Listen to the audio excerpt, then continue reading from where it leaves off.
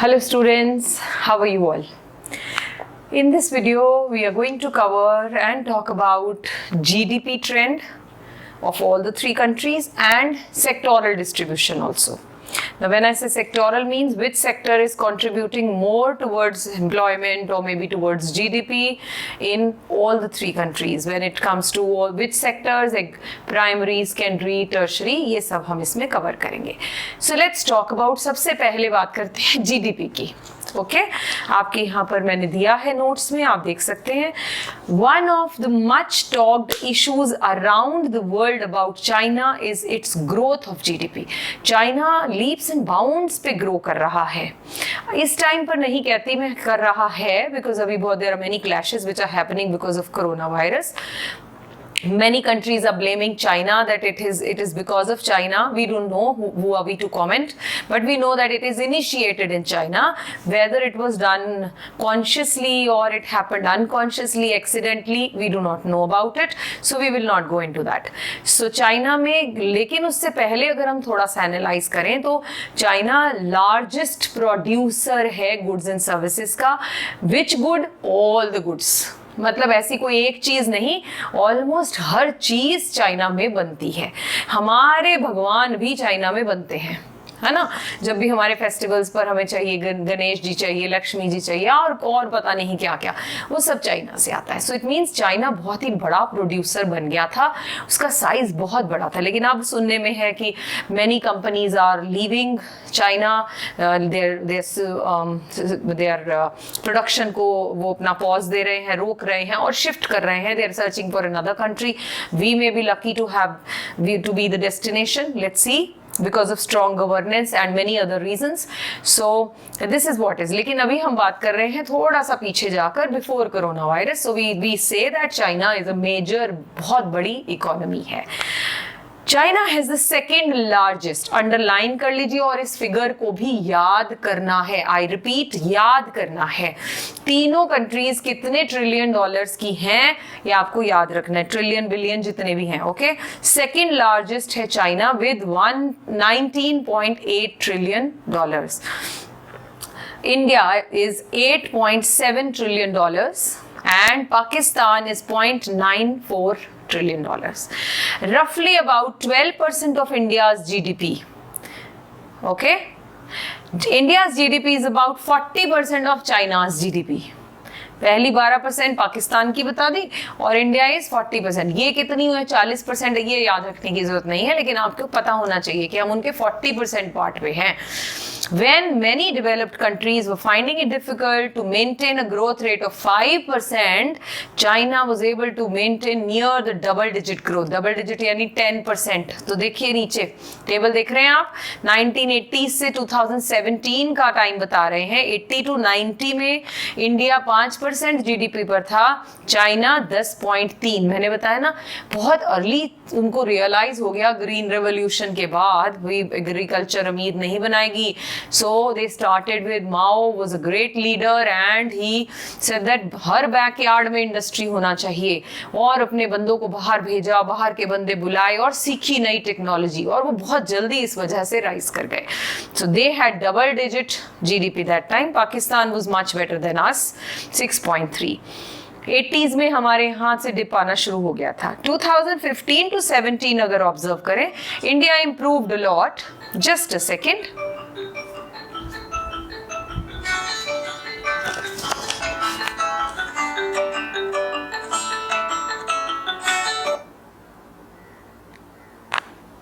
Just a second. Okay.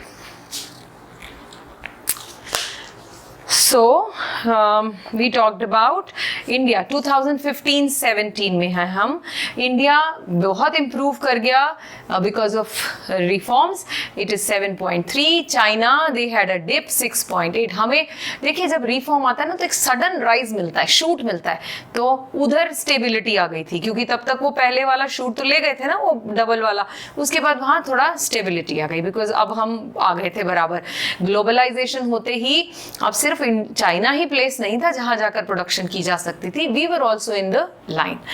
And then Pakistan 5.3. Also notice that in 1980s, Pakistan was ahead of India. China was having double-digit growth. India was at the bottom.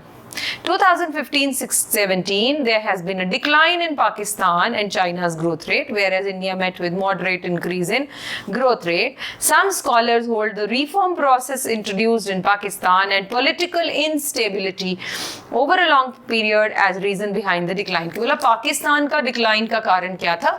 क्योंकि वहाँ तो आपको पता ही है, वहाँ पर military जो है, कहने के लिए तो वहाँ पर प्रेसिडेंट हैं और प्राइम मिनिस्टरशिप होती है, लेकिन मिलिट्री रूल ही है, मिलिट्री देश चलाती है, जो सब जानते हैं. So it means because of political instability or because of many other reasons जो है पाकिस्तान का स्लो रेट रहा. तो ऊपर वाले ही टेबल को नीचे एक्सप्लेन किया गया है. आप बात समझ गए. अब इस पूरे में मैम याद क्या रखना है? 1, कितने ट्रिलियन की इकोनॉमीज हैं तीनों. दूसरा, हमारा जो वो पहले ट्रेंड, चाइना डबल डिजिट था तो फिर हम 3rd नंबर पे थे, फिर पाकिस्तान की ग्रोथ थी, फिर इंडिया, उसके बाद India came up and then China and then Pakistan. Pakistan ही क्यों नीचे ही रह रहा है, वो क्यों नहीं उठा? Because of the political instability. बस इतनी बात ही इसमें याद रखनी है. पेपर में अगर आया तो ये टेबल ही दे देते हैं पेपर में ज्यादातर. ओके, टेबल को एनालाइज करें तो फिर टेबल ये और बाकी सारा स्टफ आपके सामने है. This is how. इसको पैटर्न देने का आपको मकसद ये है कि आपको पता हो कि आपने अपने आंसर को किस वे से लिखना है. डन. चलो, सेक्टोरल डिस्ट्रीब्यूशन आ गया जी अब. ओके, सेक्टोरल डिस्ट्रीब्यूशन, टेबल पे आ जाइए सीधा. इस वाले क्वेश्चन में भी आपको टेबल दिया होगा और बोला जाएगा explain the following table, analyse and explain. Okay, चलो. सेक्टर कौन से हैं? 3 सेक्टर हैं, प्राइमरी, सेकेंडरी, टर्शरी, या बोल दो एग्रीकल्चर, मैन्युफैक्चरिंग एंड सर्विस. एक ही बात है. नाउ कंट्रीब्यूशन टू जीडीपी पहले वाले बॉक्स में देखते हैं. सेक्टर के साथ 2 स्टडीज हैं, contribution to GDP, distribution of workforce. पहले कंट्रीब्यूशन टू जीडीपी आ जाओ. हाँ जी, क्या दिखा रहे हैं उसमें?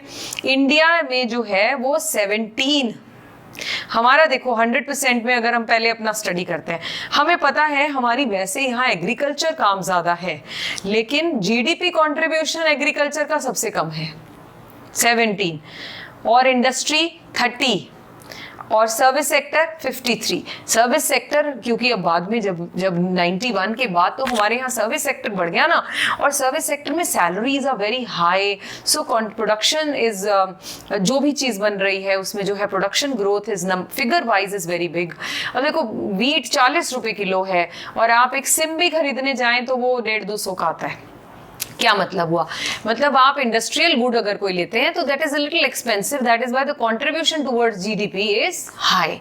सो एग्रीकल्चर वैसे ज्यादा है लेकिन कंट्रीब्यूशन जीडीपी की तरफ कम है. ये सारी बात ऐसे बोलने का मकसद है आपको याद रहे. अब याद है इंडिया का सबसे हाईएस्ट कंट्रीब्यूशन जीडीपी कौन कर रहा है? सर्विस. फिर कौन कर रहा है? मैन्युफैक्चरिंग, यानी सेकेंडरी सेक्टर. लास्ट में प्राइमरी सेक्टर. अब इसी को मैं वर्कफोर्स से कंपेयर करती हूँ. पहले सिर्फ इंडिया करेंगे. वर्कफोर्स पे आ जाओ. हमारी मेजर वर्क फोर्स जो है, यानी पॉपुलेशन जो हमारी जो काम करने वाली वर्कफोर्स, पता है ना, लेबर फोर्स, वर्कफोर्स, काम करने वाले लोग, बच्चों किस सेक्टर में है? एग्रीकल्चर में. ध्यान से देखो, एग्रीकल्चर के सामने 42.7, क्लोज टू 50% से चलो कम हो गए, लेकिन इतना ज्यादा लोग काम कर रहे हैं लेकिन कंट्रीब्यूशन कम कर रहे हैं. दूसरे नंबर पर सर्विस सेक्टर आता है. 33% people are employed and 23% in secondary. This is how you have to analyse this whole table. एक तरीका है सेक्टर उठा लो और फिर उसके सामने मेरा मेथड है इंडिया उठाओ. इंडिया का पहले बात करो जीडीपी की, फिर जैसे मैंने आपको समझाया फिर उसको एनालाइज कर दो साथ में. किसके साथ बेटा? किसके साथ? वर्कफोर्स के साथ. Although most of the population is involved in agriculture, but they contribute less towards GDP. ठीक. फिर the second largest workforce is involved in this sector, but they contribute this much. इस तरह से कंपेयर करें. चलिए अब दूसरे पे चले, चाइना पे. चाइना में एग्रीकल्चर कंट्रीब्यूशन जीडीपी का इज जस्ट 9%, क्योंकि वर्कफोर्स कितनी है देखो जरा दूसरी तरफ, 17. कम लोग काम कर रहे हैं, कम कंट्रीब्यूशन कर रहे हैं, बिल्कुल ठीक है. हमारे तो काम इतने ज्यादा लोग कर रहे हैं, कंट्रीब्यूट कम कर रहे हैं, इसलिए वरीसम है बात तो. राइट. ओके. फिर चाइना में देखिए जरा, चाइना में इंडस्ट्री का जीडीपी कंट्रीब्यूशन 43, क्योंकि वहां पर सेकेंडरी सेक्टर बहुत ज्यादा है, 43। And you can see China में 26% लोग जो हैं वो इसमें इन्वॉल्व हैं, लोग सिर्फ 25% और contribution is too high. And last is China में 56% लोग जो हैं वो सर्विस सेक्टर में हैं और क्लोज टू 50%, 48 वो कंट्रीब्यूट करते हैं। That is why they are growing. Pakistan 25% GDP agriculture से आती है, हमसे बेटर है, और हमारे बराबर ही उनकी वर्कफोर्स एग्रीकल्चर में लगी हुई है 42%। इंडस्ट्री में उनके वहां पर वर्कफोर्स सिर्फ 3.7, कुछ गुता बनता ही नहीं है बेटा, वहां पर प्रोडक्शन नहीं होती है, 3.7 है, कंट्रीब्यूशन 21% है। 54% पॉपुलेशन, ऑलमोस्ट हमारे जितना ही उनकी पॉपुलेशन जो है वो काम करती है और सर्विस सेक्टर में, और 54% ही कंट्रीब्यूट करती है सर्विस में। सो ये सब बातें आपने लिखनी हैं। ये तो हो गया टेबल एनालिसिस। एक बार नीचे का सारा सिस्टम पढ़ लेते हैं ताकि हमें पता हो व्हाट इज रिटन। चलिए, it was pointed out in the previous section that China and Pakistan have more proportion of urban population than in India. हम पढ़ चुके हैं डेमोग्राफिक इंडिकेटर में। In China, due to topographic and climatic conditions, the area suitable for cultivation is very small. तभी तो उनके लोग सिर्फ 9% GDP contribution 17% करते हैं। Only about 10% of its total land area is cultivable. In China, sorry, the total cultivable area in China accounts for 40% of cultivable area in India. मतलब हमारे यहाँ cultivable area ज़्यादा है, उनके पास कम है। ये रीज़न दे रहे हैं हम इस बात का कि भाई वहाँ पर क्यों cultivation कम है। Until the 1980s, 80s तक सब ठीक था, तीनों देश ऑलमोस्ट बराबर थे। More than 80% of people of China were dependent on farming as their sole source of livelihood. Since then, the government encouraged people to leave their field and pursue other activities, जैसे handicraft कर लो, commerce trade कर लो, transport में चले जाओ और ये सब छोड़ दो। गवर्नमेंट ने उन्हें मोटिवेट किया, क्योंकि मैंने बोला गवर्नमेंट रियलाइज कर चुकी थी कि एग्रीकल्चर उन्हें अमीर नहीं बनाएगी। देन ये लिखना नहीं है, आपको बताने के लिए बोला है। In 2015-17, with 18% of their workforce, ऊपर से नंबर उठाते गए और बीच में डायलॉग्स में लिखते जाना है। 18% of workforce engaged in agriculture. Its contribution to GDP in China is 9%. ऊपर टेबल में है ना, देख रहे हो, समझ आ रही है बच्चों? ओके, अब आ गए India Pakistan. In both India and Pakistan the contribution of agriculture to GDP were 17 and 25% respectively. But population workforce कितनी काम कर रही है? That is more they are working in India. India and Pakistan ज्यादा लोग काम कर रहे हैं, कंट्रीब्यूशन जीडीपी का कम है। Pakistan about 42% of people work in agriculture, whereas in India it is 43, more और less the same. Next point, in China, manufacturing and service sectors contribute the highest to GDP, 43 and 48. दोनों sectors बहुत ज़्यादा हैं. Whereas in India and Pakistan, it's the service sector which contributes more. Right देखा है ना हमने table में। पाकिस्तान और हमारा, पाकिस्तान इंडिया और चाइना का एक मेजर डिफरेंस है, उनके वहाँ सेकेंडरी सेक्टर बहुत ज़्यादा है, बड़ा, हमारे यहाँ वो नहीं है। In both India and Pakistan the service sector is emerging as a major player of development. It contributes more to GDP and at the same time emerges as a prospective employer. मतलब बहुत एम्प्लॉयमेंट जनरेशन हो रही है ना बच्चों उस field में।